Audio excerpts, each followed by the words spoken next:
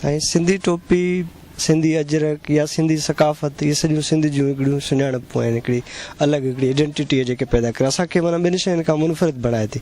पर ॾिसो शुरू खां वठी साम्राजी कुवतनि ऐं साम्राजी इहो इहा हिकिड़ी साज़िश रही आहे त उन कल्चर खे ख़तमु कजे। माण्हू मारणु मिसाल तौरु जेके जहिड़ा थींदा आहिनि या जेके मिलिटेंट ग्रुप आहे उन्हनि खे ख़तमु करणु को मसइलो कोन्हे, कल्चर ख़तमु करणु तमामु घणो मसइलो आहे। ॿोली आहे, टोपी आहे, वेस वॻा आहिनि, उन ते अटैक करे पहिरें कोशिशि इहा कंदा आहिनि त कल्चर खे ख़तमु कजे, उन्हनि जी सुञाणपनि खे ड्राइजे, पोइ उहे माण्हू पाण रही वेंदा। ॾिसो माण्हू त खोड़ आया मरी विया सिंध जा, पर सिंधी टोपी अञा थी उहा ज़िंदा आहे, सिंधी कल्चर ज़िंदा आहे, सिंधी ॿोली ज़िंदा आहे। उहे शयूं ज़िंदा रहंदियूं रहंदियूं अॻिते तमामु वॾे अरसे ते हलियूं वेंदियूं आहिनि। उन करे असांजी सिंधी टोपी जी सुञाणप यानी असांजी पंहिंजे हिकिड़े इनफ़रादी जियापे खां बि वधीक आहे, तमामु वॾे अरसे जे लाइ।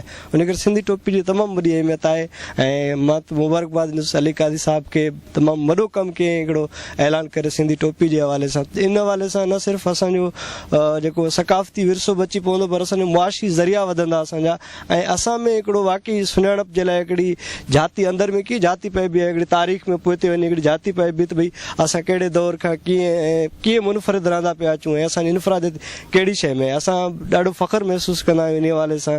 जॾहिं बि अहिड़ो क़िस्म जो कोई इस्लामाबाद में प्रोग्राम थींदो आहे, ख़ासि करे इस्लामिक यूनिवर्सिटी मां, त असां कोशिशि कंदा आहियूं सिंधी टोपी बि पायूं, अजरक बि पायूं, ऐं तक़रीबन दोस्तनि वटि उहा शइ हूंदी आहे जेका शइ असांखे ॿियनि खां मुनफ़रिद बणाईंदी आहे।